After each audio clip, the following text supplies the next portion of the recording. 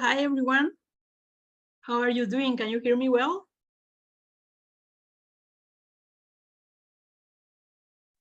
Hi, yeah, I can hear you well. Thank you, Teresa. Hi, Fabian. I see your reaction. So awesome. Thank you, everybody, for being here. You're going to see my session. I'm going to introduce myself here in a bit, but I like to do this as an interactive session. So I'm going to be asking for you to participate, to open a link, to write on that link, to ask me questions. So I'm going to start sharing my screen and then we'll start. But just wanted to let you all know that. As you all know, you're part of this beautiful cohort that we all really like here in Education USA because it's the opportunity cohort. So welcome, everybody. To start with, my name is Jenny Diaz. I'm an Education USA advisor in Mexico Network. I cover the states of Yucatan, Quintana Roo, and Campeche. And so today I'm going to be talking to you all. I don't see this as a webinar. I see it as a conversation. So if you have questions, please raise your hand, open your microphone, type on the chat. And I see Flor with your camera on. Thank you, Fabian, Max. Thank you for being here. And so please feel more than welcome to open your cameras if you can as well. And so today we're going to be talking about submission plan and placement process for graduated students. I'm going to go ahead and start. It's already 5:01, so we can go ahead and start. With that being said, as you may know already, okay, raise your hand if you had seen this slide of you know that these are the Education USA services. Okay, I see some. 4, 5, 6. Okay, you had perfect. 7, 8, 9. Awesome. 10 of you had seen this before. Okay, thank you. You can lower your hand. So exactly, those are the services that we offer as Education USA, as our network, where the first step is research your options, the second step, finance your studies, complete your application, apply for your visa, and finally prepare for your departure. Those are the 5 steps for Education USA. For any student that comes to Education USA and asks, I want to study in the United States, those are the 5 steps that we go through. But with a group of advisors, specifically the advisors who are in the south part of Mexico, we've been discussing and we're like, there's something else that we're missing. There is a step that we're not talking about, and it's so important to talk when we are advising grad students. So, and this one, we call it step 0. It's not official. It's just something that we call out like step 0. And it's define your professional goal. And so with this being said, I want you all to participate in a mentee activity with me. I'm going to stop sharing this and share my website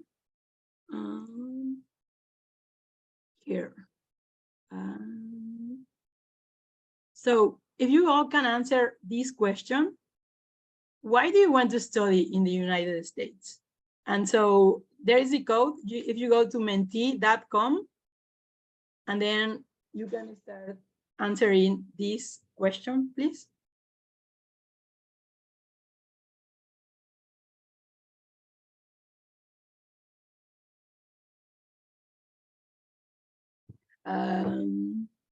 Do you all know how to use Menti? Es literalmente como Kahoot. Entran al link que les puse y van a poner el código que acabo de escribir en el chat. Y ahí ya pueden empezar a responder las preguntas que Jenny les está pidiendo. Thank you so much, Mariana. All right, so hopefully you can do it. I'm going to give you a couple of minutes to answer this question. It's anonymous, so don't worry about saying it right or not, or incorrect.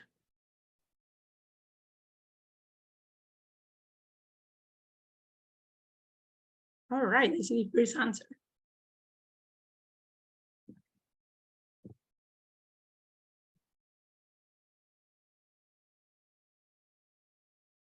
Okay, because it's a leading country in IT services. Because the field I want to study is much more developed than in Mexico. To have a wider range of knowledge. I consider the PhD training is very complete and challenging for genomic science. What else? What else? The United States was the first country to see how important it is to consider human interactions and traditional knowledge in order to elaborate conservation programs for animals. I'm loving this even more. Because it has one of the largest nanotechnology-driven research networks in the world. Plus, this area of research is multicultural, and I love that. To boost my professional and academic career, because it's the only country where I can find at a great extent the very specific science field I feel passionate about. Thank you for that word, passionate about. We're going to be talking about that. And there are pioneers of the area working there. All right, one more. Is the place where the philosophy is more developed after European Union. Well, thank you everyone for participating, for sharing your answers. To improve the collaboration with other researchers is different in a science fields. Okay. Thank you everybody for sharing. I find some of those answers really interesting. I find others that you are gonna continue working on, and I'm gonna tell you what. Let's share. So I didn't know who said what, right? So I'm just gonna continue with this. And so this is the question that we had in Menti. Why do you want to study in the United States? And then this is where we're gonna start talking about what we call step 0. Sometimes we think that by studying in the United States, we can access a better salary. So when someone asks me like, why do you want to study in the United States? I could answer, because I want a better salary. But is the United States the only answer to get a better salary? The real answer is no. Thank you, Teresa. I agree, it's no, right? Like I could get a better salary by getting more experience in the work that I'm doing, like getting in a program with continuing education, like applying to a better position where I am right now. There is so many ways to get a better salary. So yes, by studying in the United States, I may access to better jobs, better positions, a better salary, but that shouldn't be my only reason to want to study there. To acquire new knowledge, I think this is awesome. Yeah, of course, we all want to study a graduate program because we want to acquire more knowledge. But can someone tell me what is another way to acquire more knowledge than studying in the United States? Could anyone raise your hand and tell me?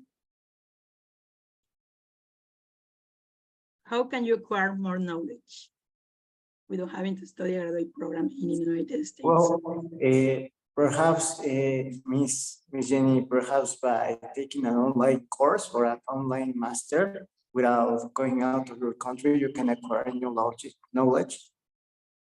Awesome, Mauricio. Thank you for sharing. Yeah, exactly. Taking an online course, I will get more knowledge. What's in a better job opportunities? Do you think this is a good reason to go to the United States? It is a good reason, but that's not the reason that I want you all to tell. Flor, go ahead, tell me something. Hi, yes, I think the only, well, maybe one of the chances that you have a better jobs opportunities is only to have an interchange studies, and the jobs are attract to these opportunities that you have because you have more like a wider knowledge about the communities and the intercultural shocks and everything that involves all of this. Exactly. So you're saying like, Flor, you're saying like, if I go to the United States, I'll have better job opportunities, right? Yes. Okay. Do you think there is any other way to find better job opportunities without going to the United States? Having maybe a master's or a PhD, maybe here in Mexico, but I will be taking the opportunity to go USA. Awesome, awesome, Flor. Thank you. Yeah, also studying a master or a PhD here in Mexico. And with this being said, thank you, Flor, for your participation. Also, like, what is a better job for me? Maybe super different than what is a better job for Mauricio. For example, I'm gonna say, what if I was a mom? And if I'm a mom, I have to consider my kids. So, but for me, a better job would be a job like maybe being a teacher, because if I'm a teacher, I can be home at certain time during the day and take care of my kids. While for Mauricio, maybe a full-time position where he feels needs to be a leader, to be a full-time professional, where he can come home super late because he doesn't have those kids to take care of, right? So a better job for Fabian, Max, or Teresa may look different. So even with that word, we're playing so many new ideas, because it's like, what is a better job for me? It may not be the best job for you. So also, we have to be careful when we answer with this to find a better job. What is a better job first? And then to develop and improve a network of contacts. Yeah, all of those, everything that I mentioned, you will get it if you go to the United States. But what I'm trying to tell you here, that there are many other opportunities. How can I find a network of contacts by being in Mexico? Like going to a conference, like going to a webinar where they are talking about the area that I want to study. So there are so many options to find all of those opportunities without having to go and to study in the United States. But why is Jenny telling us this if we already won the Opportunity Funds Scholarship and we really want to go to the United States? So here's the invitation that I'm doing it with this. We need to do an introspective test. When we are thinking about why I'm going to the United States, if I say only of these previous affirmations that I shared with you, your answer is short. You need to elaborate more. You need to think through yourself. Why do you decide to study in the United States? And I love that word. I don't know who said it in Mentee, but someone talk about passions. What you are going to study and to find, mainly you all that are going through this scholarship, that is the Opportunity Funds Scholarship, where you are looking for full rights, you need to be patient about what you're going to go to study. You're going to be passionate about it, because you're going to have to express that in the documents that you're going to be using for your application. You're going to demonstrate that through your interviews.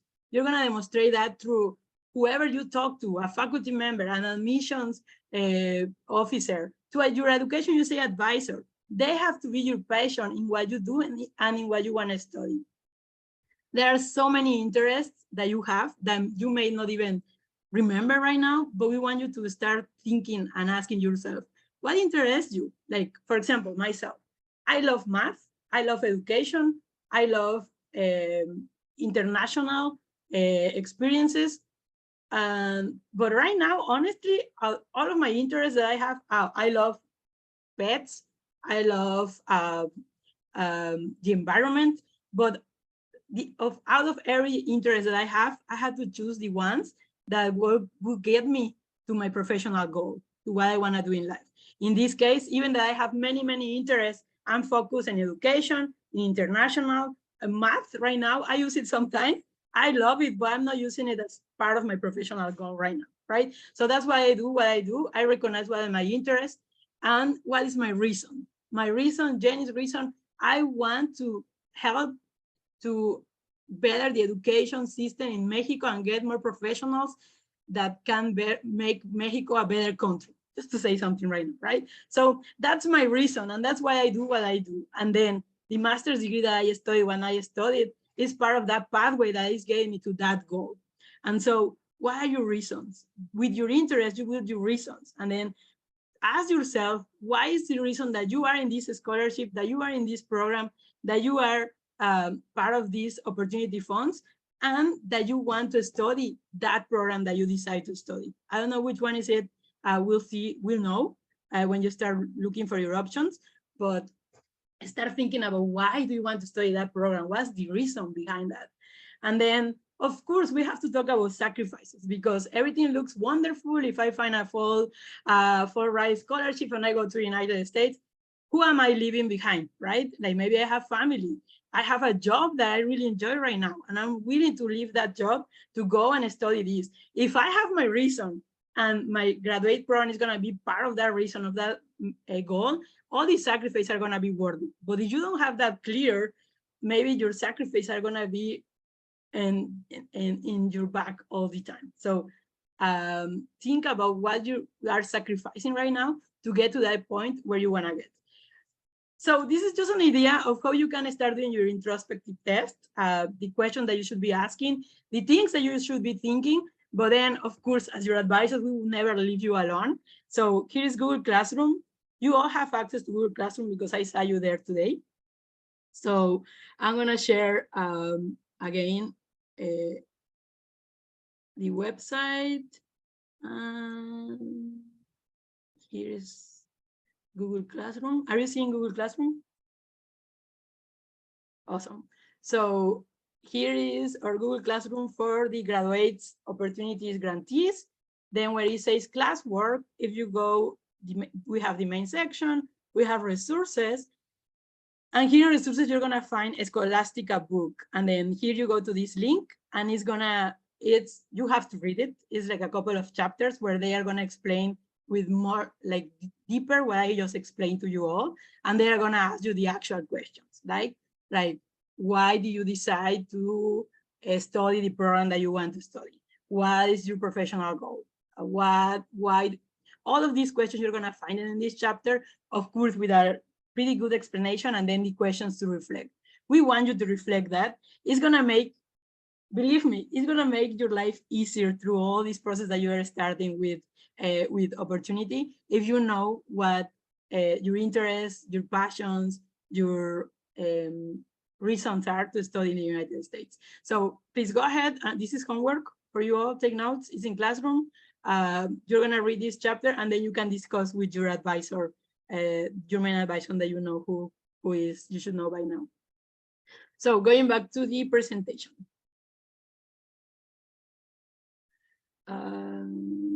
So once you, where is my mouse?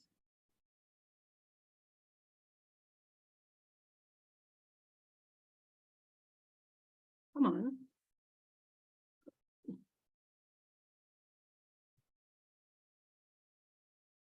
All right, once you start doing this introspective test and you answer your questions, what we suggest that you should have is define your professional goal. Long-term goal, where do you see yourself in a future? I'm talking in a month? No, I'm talking in your professional career. Where do you see yourself in some years from now? In 10 years, in 5 years, 15 years? What is your long-term goal? Including your passions, including your interests, including your reasons and your sacrifices. And then the graduate program that you choose is gonna align with this goal. Because sometimes, and many times, we tend to do the opposite. We choose a graduate program and then we'll see where it takes us, right? Like once I finish my graduate program, we'll see what job I can access. We'll see what opportunities came my way. But no, what we want you to do, and mainly to access these scholarships and these programs, etc., we want you to think the opposite. Like, what is my long-term goal? And then how this graduate program that I'm gonna choose to study is gonna align and is gonna help to build that pathway. And so, of course, you have to know and recognize during this introspective test, what are your current skills and knowledge that you already have, and then what you need to learn. If the graduate program that you choose to study helps to build those skills and knowledge that you know that you are missing, then you are in the right path. And let's go ahead and start applying to those programs. And my main thing of step 0 that we all talk about is a narrative. You need to have a narrative. You need to tell your history. You need to tell the admissions committee, to the scholarships committee, why you are choosing this program and what's the narrative. What do you do in the past? What is your future plan? And then how this program fits on that pathway. So basically start building your narrative before you go ahead and start looking for programs anywhere, right? And so with that being said, let's go ahead and move to step 1. And I have a space for questions at the end too. I just need to continue moving on. So research your options. Once you know that, yes, I know where I want to get, I know what program I want to study. And so there are more than 1,000 colleges and universities in the United States that will offer graduate programs. So out of these more than 1,000, how I'm going to find the right one for me? It's going to be super different for every one of you, even if it's the same career, even if it's the same path. The best fit is going to be adapted to each one of you. So you have to define your priorities. What is most important for you when selecting an institution in the United States? We're talking about academic, financial, and personal needs. Ojo, financial, I say that in Spanish, because financial needs is super important for you all. We all know we need full rights. So if I'm looking at this university and has the most beautiful program, I love it. I see myself there as the most beautiful campus, but they don't offer full rights. It's not an option for us, unfortunately. We cannot afford it. Even if it's only 10%, we cannot afford it because that's the main goal of this scholarship, right? Like find those opportunities that can give us full rights. So financial here for you all is highlighted. You need to find the schools that will give you these opportunities. And so what else matters? You need to take into consideration location, academics, career services, cost and funding, extracurricular and social life, and future plans. And so here is like a summarize of all of these. With location, whether what housing is available, the size of the school, what recreational opportunities are, what are the size of the department, the size of the labs, housing, all of those may sound that is not the main thing that we need to look for, but it's important. If they don't have housing around the university and you're gonna need a car to transport yourself and you cannot afford a car, so it's something that we should check, right? So always take those things into consideration, what housing is available, the weather. Yeah, I could survive in a cold weather, but there are some places in the United States where you won't see the sun. And if you come from Merida, seeing the sun is important for me. So we don't want you to go to a place where you're gonna be depressed the first month. So you have to take all of those into consideration. Then academics, super important. What are the admission or graduation requirements? I would love to study in this institution, but they're asking a TOEFL of 100 points. And I did my TOEFL already and I only have 90 points. I'm sorry, you won't be able to access that university even if you want it. So keep an eye on what are the requirements of every institution. If they are asking for a calculus subject that you didn't take during your career and they are asking as one of the requirements that you don't have it, it's not an option. You have to be super aware of what every program is asking you and then make sure that you cover every single part of the checklist to be a good candidate for that program. Super important, what are the research topics, labs, or professors that are in this institution?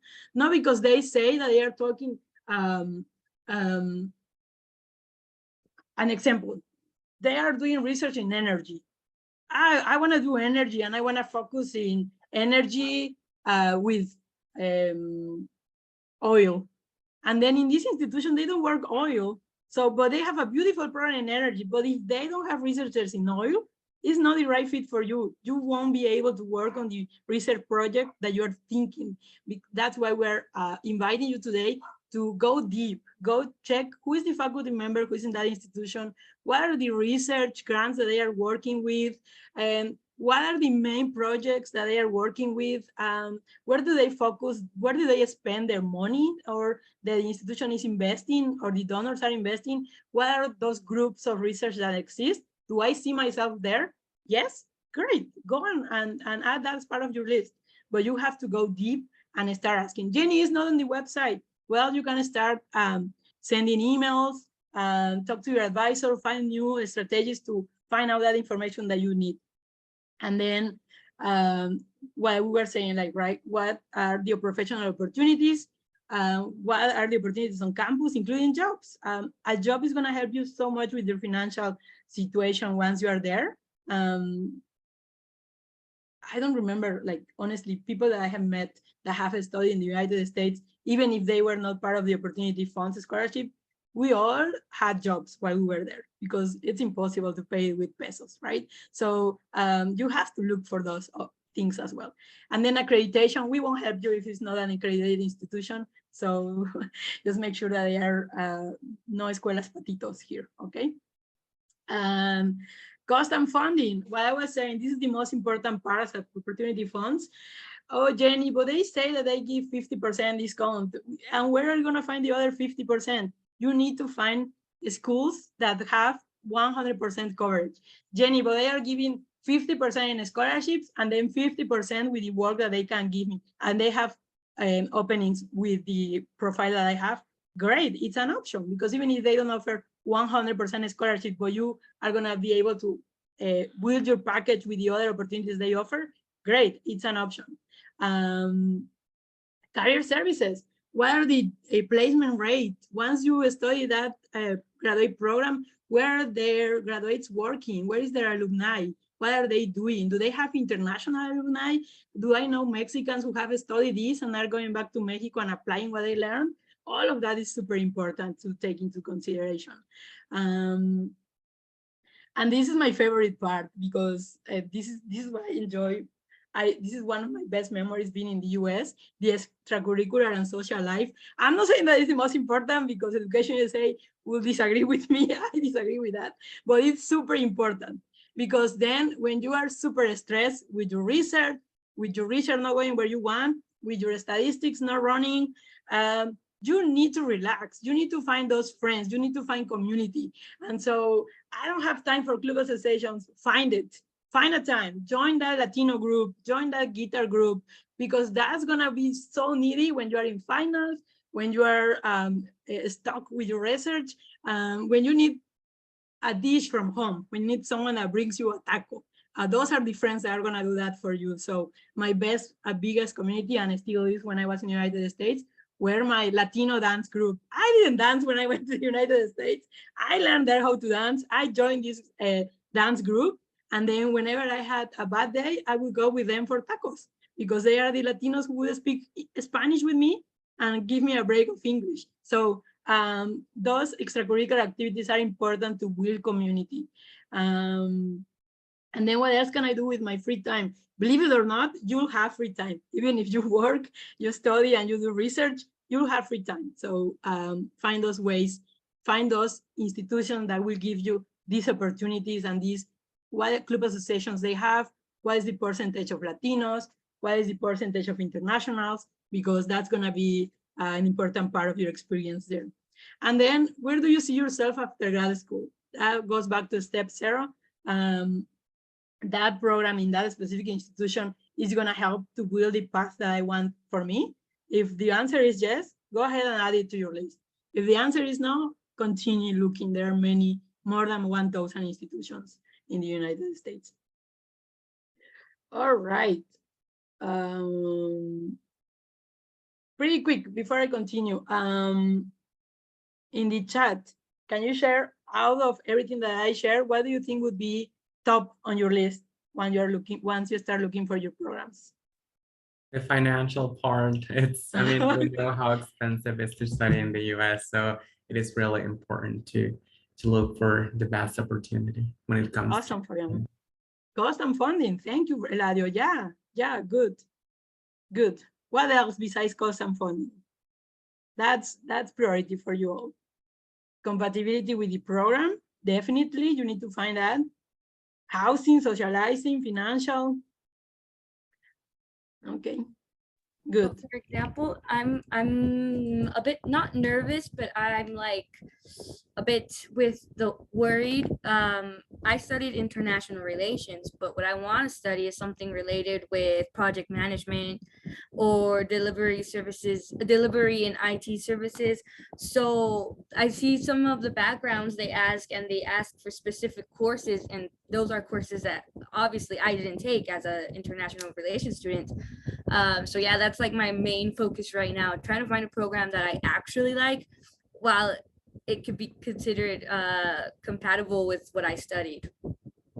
Awesome, Teresa. Yeah, that's a good match. And I love those career change, right? Like, I think those are amazing. I did that too. I was math person, and then I'm working more in education. And you're going to find, with the help of your advisor, you're going to find the right options for you. And also asking, right? Like, if I didn't take those courses during college, is there any chance that I could, sometimes they would ask you for a GRE, or if you can prove this knowledge in a test or any other, if they have options, there is a program that you really like, it's worth asking if is there any way to prove that you have those courses. So yeah, well, thank you for sharing. I'm going to continue. All right. So with this being said, let's review some of the important aspects to consider when looking for programs. What career do you want to have in the future? I think that's my main. If you learn this from this session, I'll be like everything else, you'll be able to do it. But like start thinking about your future. I'm not talking about your future in a couple of years because we know that will be the US. Your future in 10 years, like your professional future. Where do you see yourself? If you have that clarity, you're gonna be able to have your narrative of why this program is important for you, or this career change, as your colleague was sharing.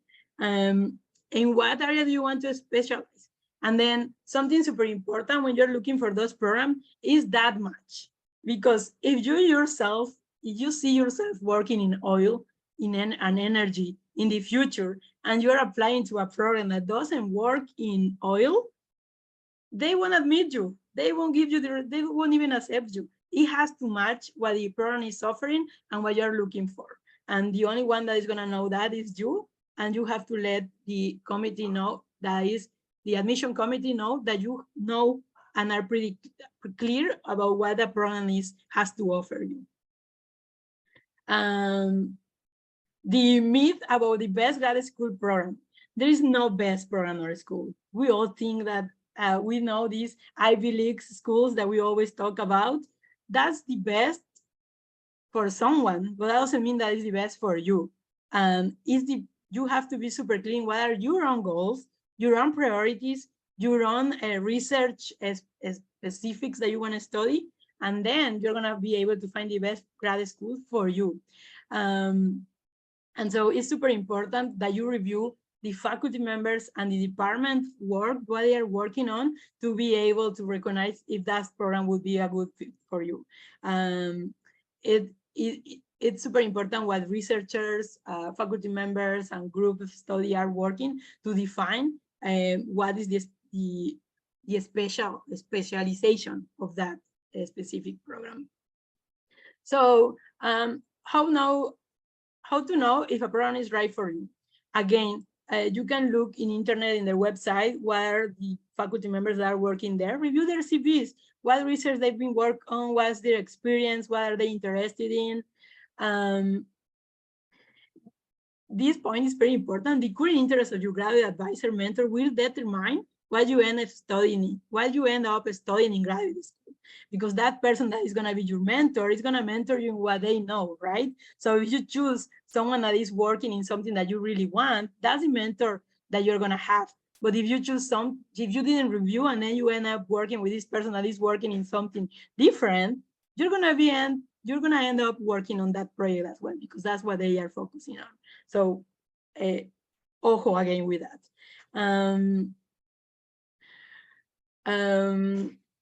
This goes back what I was saying. You must first establish your career objectives or research interests before looking for that program.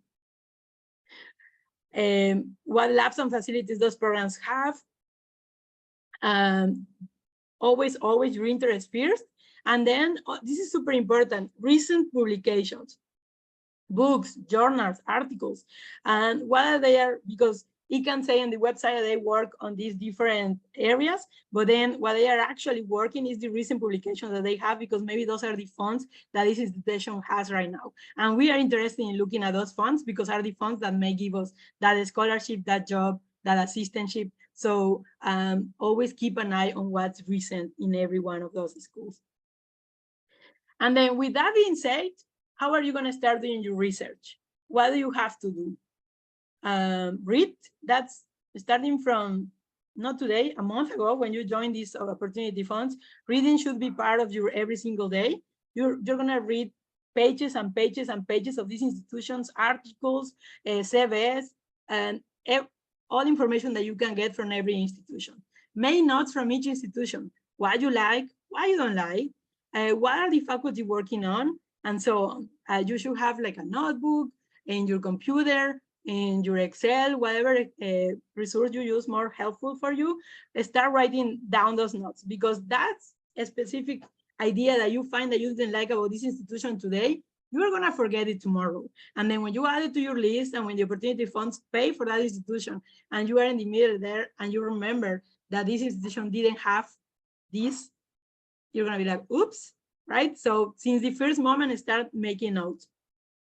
And of course, we're gonna be sending you a lot of material. I just share with you a chapter of a book, and then I'm gonna share something else right now. But then review all the materials that we all provide as your advisors. And then those are some of the navigators that we use to find programs in the United States. Jenny, but I already have 6 programs that I know I love and I want to apply to us. Awesome, great. You can keep them on your list, but then you have to go to those different platforms and try to find other programs that have the program that you're looking for, other schools. And we have some requirements of the list that you're gonna create. So before we go to the requirements, let's check pretty quick one of those resources that we all are gonna be using. So for example, if I go to Princeton, this is just, are you seeing my website? Okay. Sí. So I'm just gonna copy PrincetonReview.com. I'm gonna paste it here, .com, and then it takes me here. And then this is one of the platforms that we use to find programs. And you have to explore, and those have a lot of information. Explore schools and search schools, find grad schools. And then you can find the graduate programs, the business, the law, medical programs. And here's an option that says browse by location or program. I go there. And then here you have different filters that you can use. What states you're interested in, what programs you're interested in, what enrollment size if you are looking into a small or a big institution, what institution type, etc., etc. So you can use as many filters as you want. And maybe let's see what programs they have before I start using more filters. So let's do public administration. And then I didn't use any other filter. So it's gonna give me all the programs in public administration. It doesn't matter where, it doesn't matter the size of the school, it doesn't matter if it's private or public, it's giving me all the options. And then once I have the options, for example, there is a program in Cornell University, I wanna view this school, and then here it gives me a lot of more institution information. What is the institution overview? What are the academics? What is the degrees that they offer? Even the demographic of students that are there. What is the application fee? Remember that you can also access to, we're gonna talk here that in a slide, you're gonna have 5 programs that you can apply with this scholarship, plus those institutions that offer fee waivers. So even if you only have, we are gonna pay for 5 of those institutions, if you get fee waivers, as many as you can apply to all of these programs. So that's something else to take into consideration. But you know what, Jenny? I don't see what are the academics details. I don't see what I need to find here on this platform. What can I do now? And I don't know how to exit this. Anyway, so what we were gonna recommend you, if you don't find what you're looking for here, go to the Cornell University website and then find the specifics there. This platform is gonna give you the schools that have those programs, but you have to go deeper. So go to each website and start looking for the specific information that you need to look.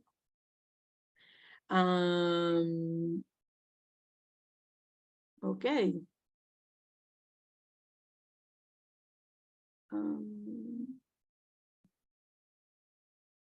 So this is just one that I show you, and then it's College Navigator, gradschools.com, petersons.com. So you can use 4 of them, you can use 1 of them, you can check them all and see which one you feel more comfortable, and then check out what the programs the US has for your specific area. And then to do as an Opportunity Funds grantee, you're gonna work in an initial list of 20 to 30 institutions. And so maybe if you already had 6 and you thought that you were done with the list, no, we need 20 to 30. And that's what your advisors are gonna start asking you. And guess what? We already have a deadline for this, June 8th. So you need 20 to 30 institutions to submit to your advisor by June 8th. You need to start working on that. I'm gonna show you again the Google Classroom. So if you go to Google Classroom, those are resource. We were in resources where we have that chapter, and then in the stage 2, May to July, you're gonna have an assignment that is this Word document, and is to fill out your options by June 8th. Here you can say no later than June 8th is when you need to do it. And if I go to the document, is a list of different institutions, school number 1, school number 2, school number 3, 4, etc. So what this list is gonna ask you? What is the name of the school? What is the acceptance rate? What is the web page? What is the TOEFL that they are asking for? What do they ask for GRE or GRE in your case, because SAT is for undergrads? Your essays, how many recommendation letters? Do they have an application fee? Do they have fee waivers? Transcripts? What is the application website? What is the tuition? Super important. Do they offer a scholarship? What is the travel cost? What are your pros and cons of this institution? And then do you have any questions that you want to discuss with your advisor? So this is where you can start taking your notes once you are starting to do this research. And all of this important information that we are asking you on this format is because we need it. We're gonna need it to talk with you. You're not gonna end up applying to 20 to 30 institutions. It's a conversation that you're gonna have with your main advisor. And if you have your notes pretty clear, it's gonna be easier to get and to be able to filter and to get to these final institutions that you're gonna be applying at the end. So here continues the list until 20, and then if you have 30, you continue adding pages. So this is the format that you're gonna be filling now, because the due date is June 8th when you need to submit this. And in order to fill out this format, you need to have all the information of the website that we were just reviewing. All right. I'm sorry, I feel like I'm giving you a lot of information, but I'll give you a space for questions here in a bit.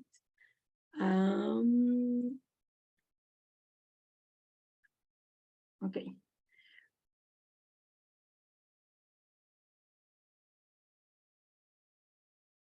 Okay, then as I told you, we're gonna work to reduce your options to 10 institutions.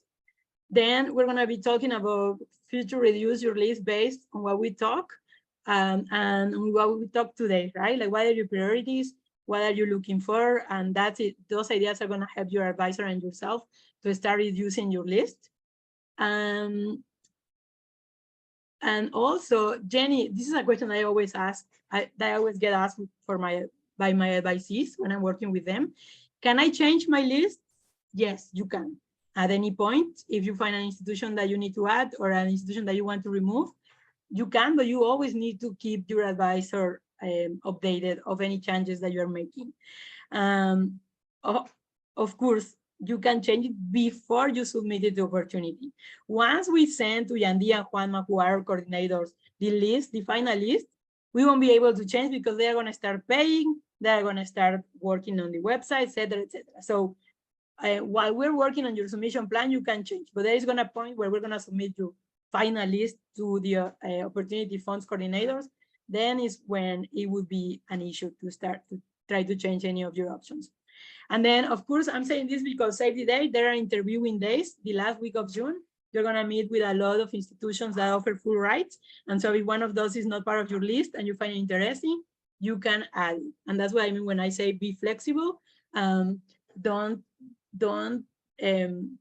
commit yourself to a specific institution when you haven't even looked to others. So be flexible with your research.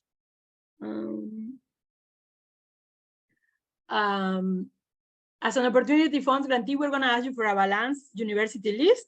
I'm going to show you here in the next slide. We're going to pay, this scholarship includes 5 universities that will pay for you. And this is what I mean when I say plus fee waivers. If you have a list of 12 institutions and 7 of them are offering fee waivers, so you still have your 5 that we're going to pay for you. So that's a work that you need to do with your advisor of how many this scholarship is going to pay for you and how many you're going to apply with the fee waiver. Also, the help that we are committed to give you as the main advisor is for the 5 that is scholarship is paying. So if you want to talk about the help of reviewing your essays or CV for one that you have a fee waiver for, is a conversation that you need to have with your advisor before submitting your list. The objective for you all say it's beautiful. When I asked you, what are you looking for in these institutions? Mainly scholarships and financial aid. That's no question, that has to be part of your package, and then everything else that we discussed today. Your applications need to be ready by November 1st. Jenny, but my school only closes applications on December 1st. That's okay, but you're part of a scholarship program that is gonna pay for applications. The administrative people have vacations, have things going on. So November 1st, even if your application closes in January 1st, by November 1st, you should have ready everything that you need to submit to apply to these programs. So, and you're gonna be looking through deadlines in the institutions, the websites right now. We'll always keep in mind November 1st as the deadline for these specific scholarships that you are part of to have your applications ready. And here is what I was gonna share about the list that we're gonna be working on. And we always look for a balanced list. We're always gonna ask that you have institutions that are rich. I'm talking about the best example that everyone gives me: Harvard, Columbia, Yale. All of those are gonna have admission rates that are gonna be between the 1% and 25%. We call them rich, and you can have some of them, but you also have to have target institutions where their admission rate is between 26 and 50, and then the safety institutions, we call them that way because sometimes it's easier to get in when they have an admission rate of 51 to 100%. Super careful with this. We are gonna be asking you about this. It's not an option. It's part of the scholarship that you have to have institutions that are part of all of these three categories. And then if you have 10, you may have 3 rich. Yeah, because you are increasing your list, right? If you have 5 institutions only because you don't find fee waivers, that never happens. But if you're like, I'm okay with only 5, maybe 1 rich, 2 target, 2 safety.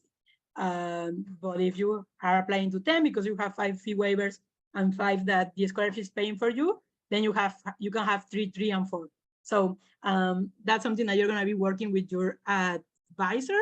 And then you have to consider everything that we were talking about in the Word document, right?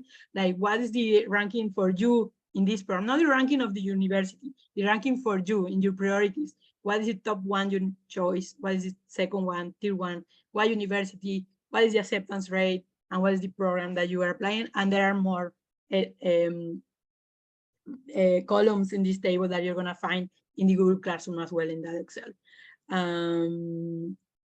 So yeah. All right, finally, this is the information that I wanted to share with you all. And I'm gonna go ahead and read the chat because you've been commenting on it. Thank you. Research fields, Princeton. ChatGPT is also good for research and graduate programs. Just ask about what you're interested. Wow, that's something super new, Daniel. Thank you for sharing. And then of course, ask ChatGPT and just confirm that it's an accredited institution. You can even add that to the question that you're asking to GPT, right? So, okay, that sounds like new for me. I'm gonna try it. Okay. But we're always gonna check that list as your advisors and make sure that you are in the right path. Okay, Mauricio, go ahead. Thank you, Ms. Jenny. Just one quick question in regards of the financial aid granted by the university. The financial aid or the scholarship granted by the university is going to be stated expressly in the admission letter. And this is my first question, or can be in a different document. And the second one, is that financial aid that is stated in that document is the last is definitive, I mean, or can be changed or can be increased? Thank you. Yeah, that's a good question. And in my experience, it's been definitive. Like what they offer you and is the amount that they are gonna offer you. And so this is why it's so important, Mauricio, thank you for asking that question.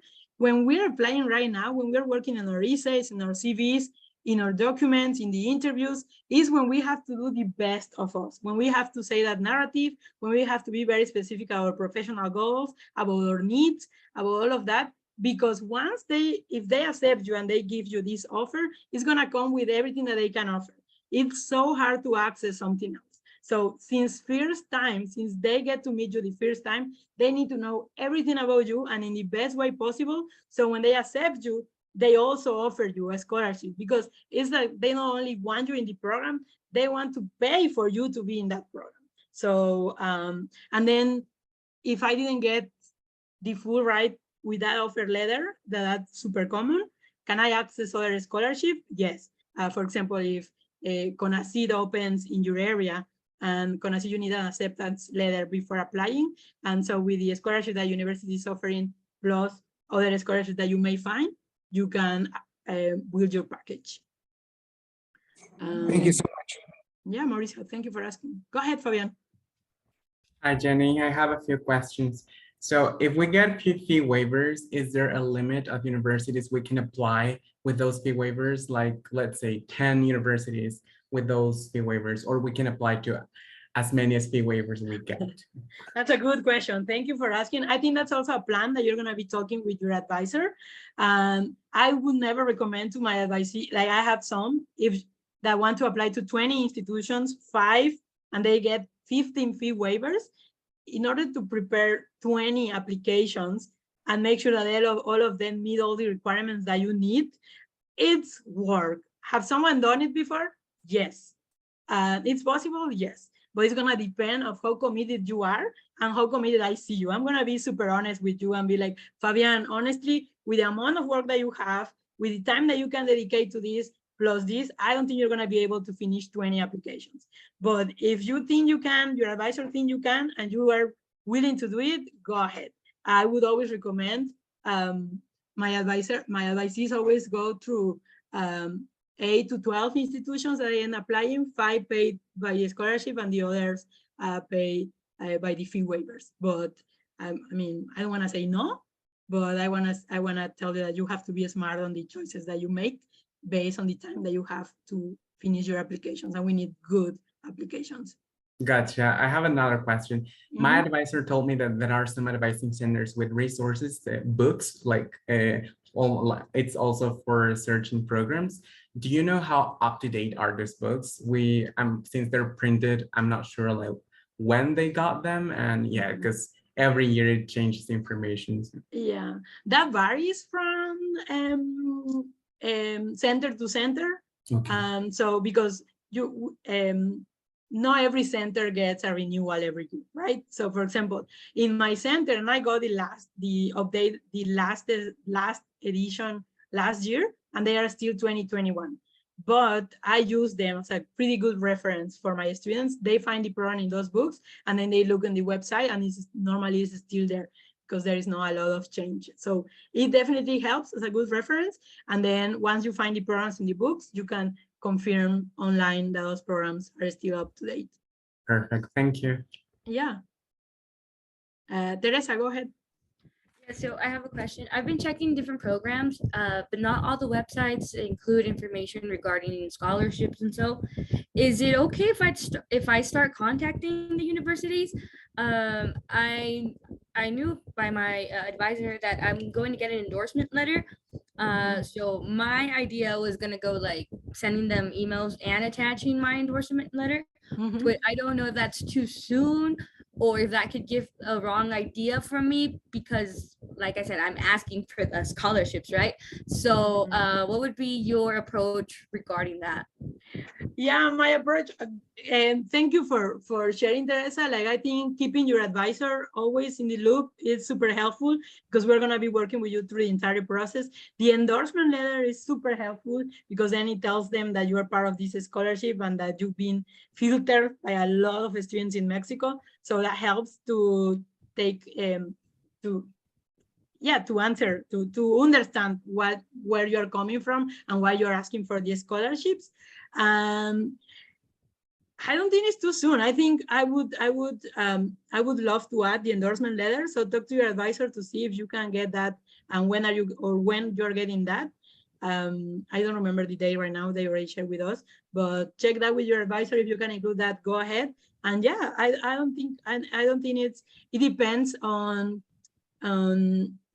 it's gonna be different for each one of you, how you're working this, but if it's something that you're already working and you already know what institutions you wanna have this information from, you can start contacting them. Thank you. Who else? What else? Okay, I have one in the chat. Hello, Jenny, I have two questions. What if certain university program that I have chosen for my list has an application deadline before November 1st? Thank you. I'm gonna go ahead with that first question. Let your advisor know as soon as possible. I mean, right now, finishing this, tell them like Jenny just shared with us that the deadline for opportunities is November 1st, but this school I want to apply closes in October 31st. So you and your advisor can plan to have your essays, your CVs review before the actual deadline that we all have, because the calendars of opportunity are aligned with November 1st. So if it's prior to that, you need to make a plan B with your advisor. If it's after that, you're always going to finish in November 1st. That's a great question. Second, in my research for faculties that I would like to work with, not many have their contact information on their website. It's okay, some of this information is missing on the research your options assignment. Try to find them, try to get that information, because it's gonna be, you're gonna need to contact those institutions if you, at some point. I mean, if you don't have it when you submit it, at some point you're gonna need that email to contact that person information. But it's okay. We as advisors can always ask other advisors if someone has a contact information in that institution. So the answer is like, don't stop adding that university because you don't have a contact information. Add it and then keep that note for the future. And there is a suggestion for a book from Eladio. Yeah, okay. Any other questions? Wow, we have 3 more minutes. We did good with time today. Questions, comments, was the information clear? Are you ready to start your submission plan? Can we trust that all the universities listed on those search engines are accredited universities? They are. Yeah. Sure. That's why we suggest those platforms. Thank you. Oh, and I'm sorry. I have another question. Go ahead, Teresa, and then Adriana. Yeah, didn't mean to budge in, sorry. So I received the email from Magoosh today.